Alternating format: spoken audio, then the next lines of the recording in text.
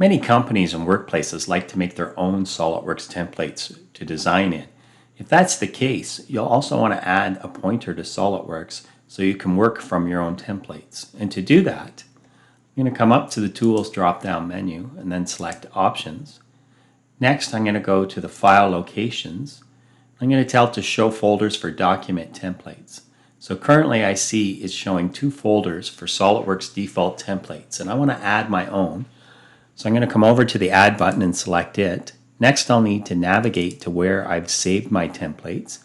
Now I've placed all my custom templates in a folder called $SolidWorks Setup, so I'm going to select it, and then select the folder.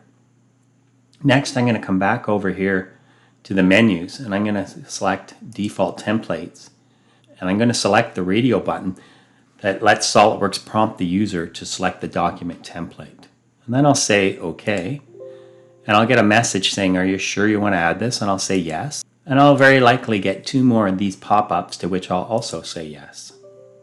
So now when I start a new file, if I say File, New, and I select the Advanced tab, I can choose My Templates or SolidWorks Templates. So I'll choose one of my templates. I'll start New Inch Part and say OK.